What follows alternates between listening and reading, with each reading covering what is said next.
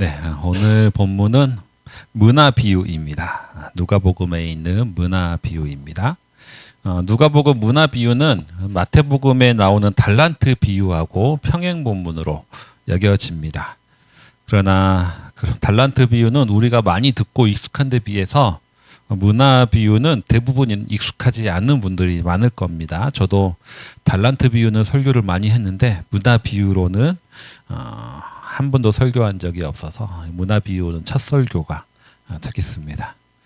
우리가 갈릴리에서 예루살렘으로 올라가는 길에서의 사역들을 우리가 살펴보고 있는데 오늘은 이 길에서 사역의 마지막입니다. 이제 다음 주에 예수님이 예루살렘에 입성하게 되고요. 지난주는 여리고에서 만난 삭개오 이야기를 함께 살펴봤는데 그때 여리고가 예루살렘 바로 코앞이라고 말씀을 드렸습니다. 이곳에서 여리고에서 아마 삭개오의 집에서 제자들을 대상으로 하신 비유로 보여집니다. 이게 문화 비유입니다. 먼저 예수님이 이 비유를 말씀하신 이유가 뭔가 그 말씀하신 목적을 먼저 설명을 하고 있는데 11절에 보면 예루살렘에 가까이 오자 사람들이 하나님의 나라가 당장 나타날 줄로 생각하고 있다. 그렇기 때문에 예수님이 이 비유를 말씀하셨다라고 나와 있습니다. 다시 말하면 하나님의 나라가 당장 나타나지 않을 것을 알려주기 위해서 예수님이 이 문화 비유를 하셨다는 겁니다. 이때 예루살렘을 코앞에 두고 예수님의 일행의 분위기가 어땠는지를 우리는 알 수가 있습니다. 예수님은 계속해서 십자가에 달려 돌아가실 것을 예고하시는데 제자들은 그것을 예수님의 말씀을 귓등으로도 듣지 않았습니다.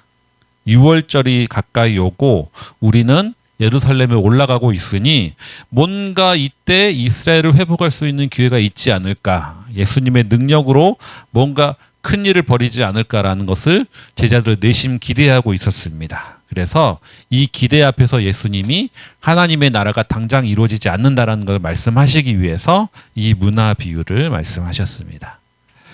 이는 누가복음이 기록될 당시의 시대적 배경도 중요한데요. 누가복음이 기록될 당시 그 초대교회의 여러 문제 중에 하나는 전에도 말씀드렸지만 재림 지연의 문제입니다. 대부분의 초대교회 성도들은 자신들이 살아있을 때 내가 죽기 전에 예수님이 다시 와서 우리를 구원해 주실 것이다. 예수님이 재림이 임할 것이다 라고 믿고 있었는데 기대하고 있었는데 시간이 갈수록 예수님의 재림이 안 되고 지연되고 있었던 거죠. 그러던 와중에 예수님이 다시 우리 안에 올 거라고 하면서 어떤 사람들은 일상으로 돌아가서 열심히 일상을 살아가는데 계속해서 일도 안 하고 일상을 살아가지 않는 이들이 교회 공동체에 여전히 많이 있었습니다.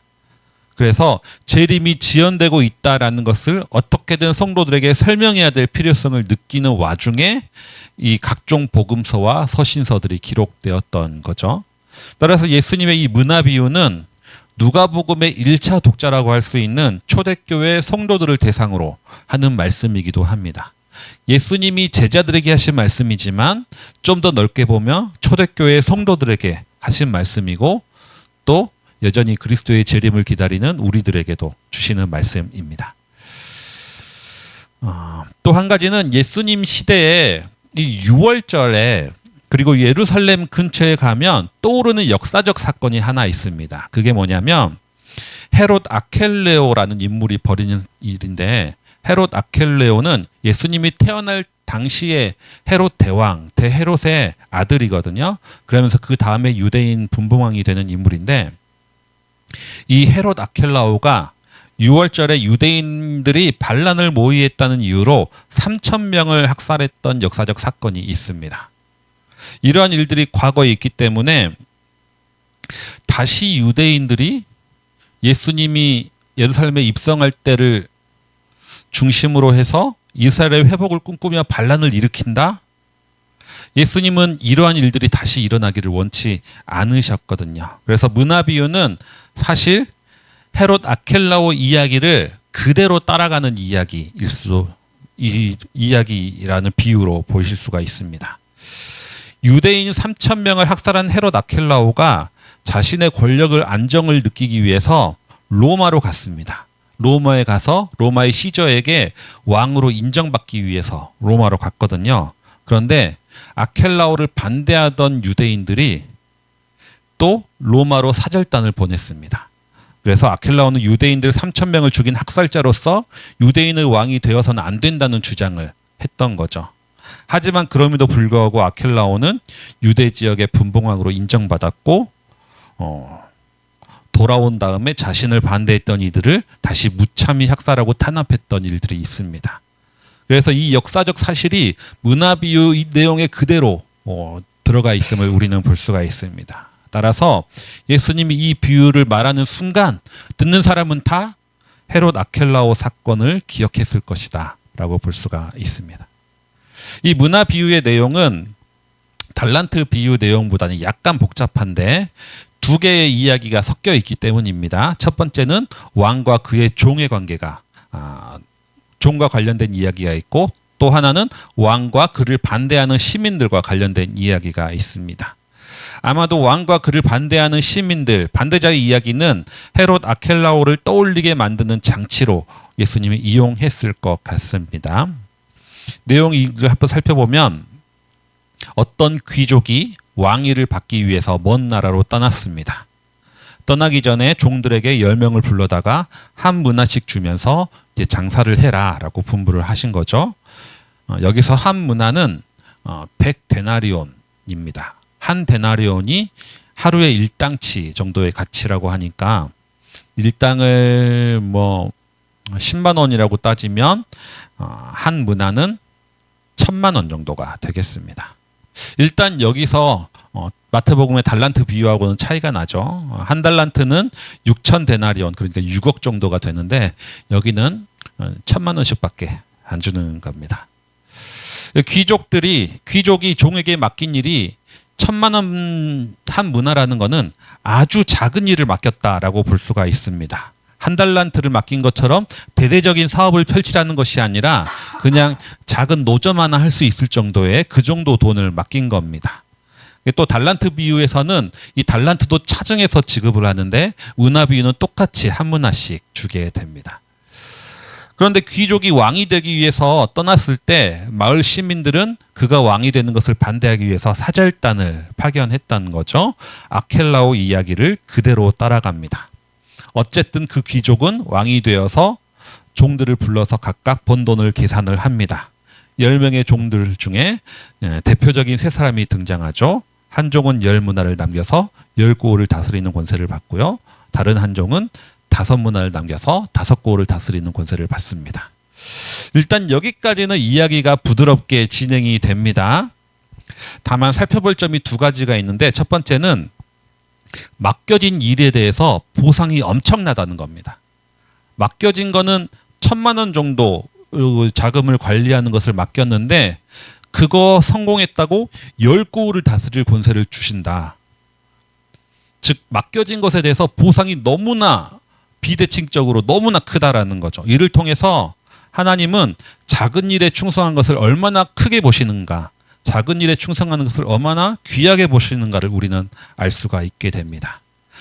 사실 인간의 눈으로 판단할 때 작은 일이지 하나님 눈에는 크고 작은 일이 없는 거죠. 세상에서는 바깥일이 집안일보다 더 중요하다라고 생각하고, 한 사람을 섬기는 일은 세상을 바꾸는 것보다 훨씬 더 작은 일이라고 생각합니다. 예배를 드리는 것은 영적이고 청소하는 것은 헛된 일이라고 판단할 때도 있습니다. 하지만 하나님의 시각은 그렇지 않다는 거죠. 작은 것, 우리 눈에는 작은 것이라고 보지만 하나님은 그것도 귀하다고 보신답니다. 하나님의 시각이 그렇다면 그분을 믿고 따르는 우리의 시각도 당연히 고쳐야 될 필요가 있습니다.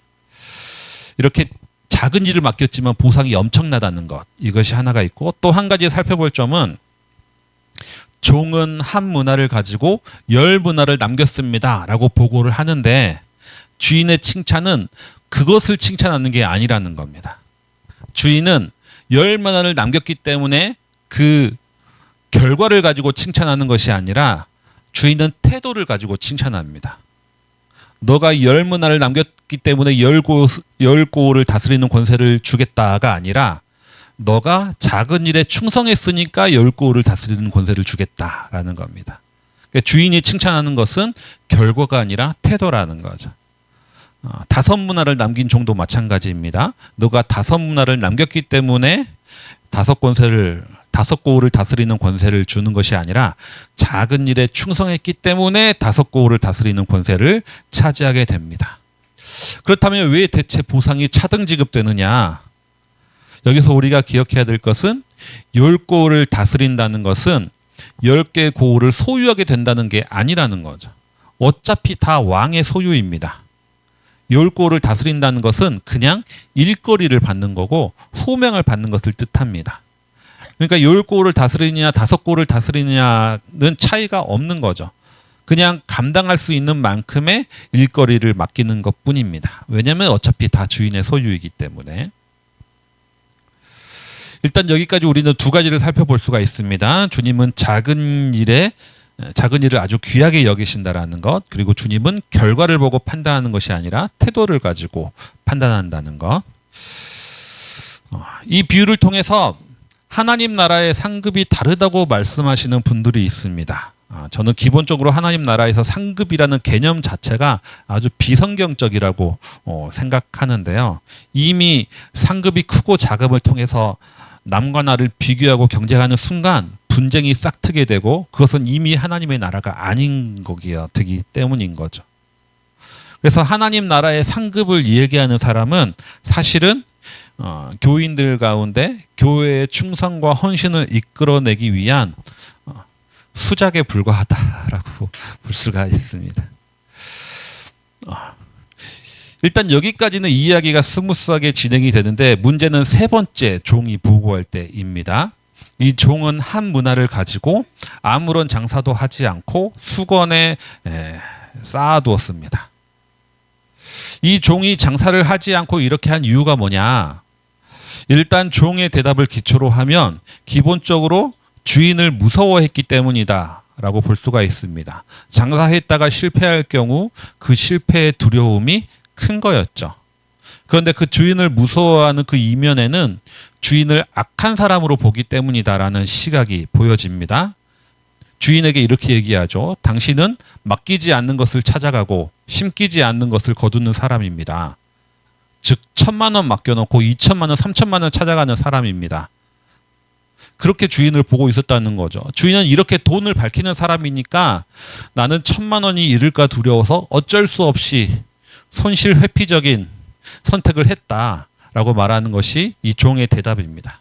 그런데 이 종의 대답에 논리적인 오류가 있는데 기본적으로 주인이 이런 성향이었다면 다른 종들도 비슷한 생각을 했어야 됩니다.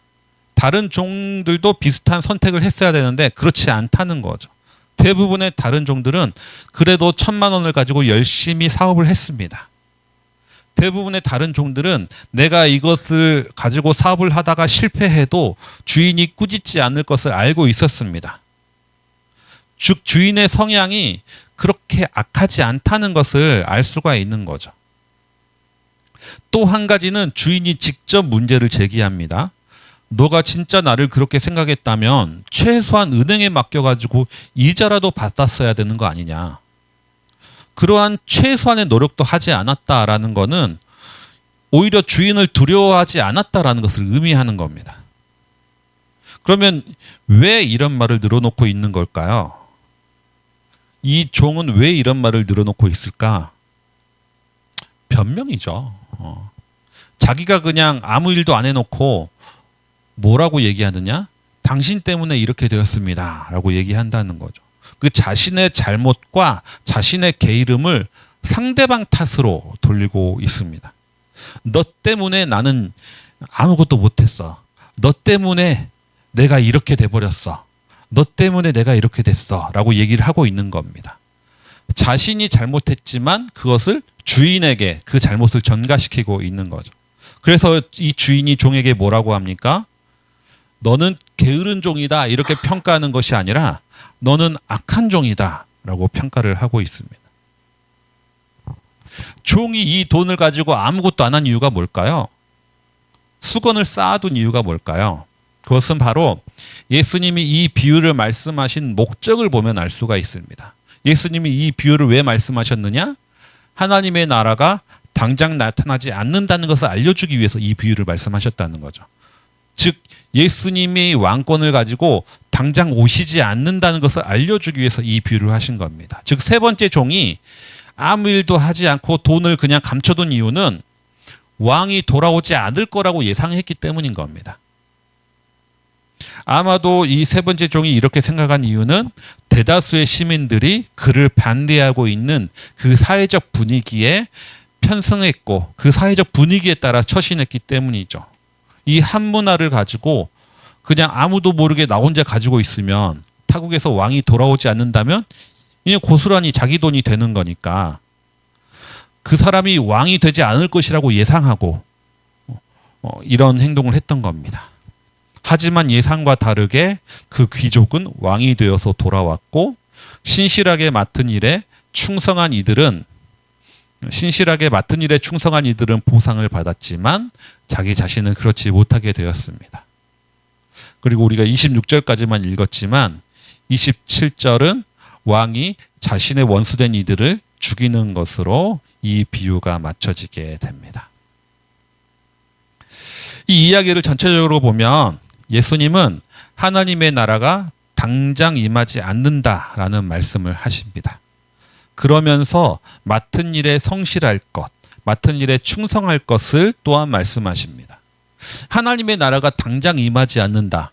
그러지만 맡은 일에 충성하라. 이 두 가지는 어떻게 보면 사실상 잘 붙지는 않는 말입니다. 왜냐하면 주님은 당장 오신다. 그러니까 맡은 바 일에 충실해라 라고 하는 게 말이 되죠. 엄마는 당장 온다. 그러니까 숙제를 빨리 해라 라고 하는 게 말이 되는 거죠. 하지만 주님은 실제로 종말론을 강조하는 많은 이들은 이렇게 말합니다. 주님이 당장 오니까 빨리 일을 하라. 빨리 성실히 해라 라고 얘기를 합니다. 그런데 주님이 당장 오시지는 않는다. 하지만 성실해라 라는 말씀은 뭔가 설득적이지 않고 부자연스러운 얘기처럼 들립니다. 그 이유는 뭐냐?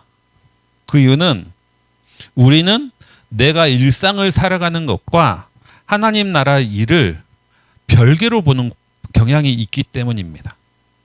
뭔가 하나님의 나라를 기다리기 위해서는 우리가 일상을 벗어나 뭔가 특별한 일을 더 해야 하는 것처럼 생각하기 때문에 하나님의 나라가 빨리 와야 내가 주님의 일을 하는 사람이 되는 것처럼 생각한다는 거죠. 하지만 오늘 말씀에서 예수님은 우리에게 그렇게 말씀하시지 않습니다. 예수님은 하나님의 나라가 바로 임하지 않는다. 하나님의 나라는 늦게 온다. 하지만 우리는 그분의 나라를 기다리면서 주어진 일에 신실할 것을 말씀하시는 거죠. 그 이유는 주님은 더디게 오시지만 반드시 오실 것이기 때문이고, 또 하나는 그분은 우리의 열매를 보시는 것이 아니라 우리가 얼마나 신실했는지 우리의 삶의 태도를 보시고 판단하는 분이기 때문입니다. 주님의 나라를 기다린다는 것은 평소에 하지 않는 특별한 삶을 사는 것이 아닙니다. 그냥 내게 주어진 매일의 일상 속에서 신실한 태도로 하루하루 살아가는 것을 의미합니다. 이렇게 주님이 오실 날을 기다리면서 이번 한 주도 기쁨과 성실함으로 살아가시는 모든 성도님들 되시기 바랍니다. 주신 말씀 기억하시면서 내일을 바라보며 기도 함께 드리겠습니다.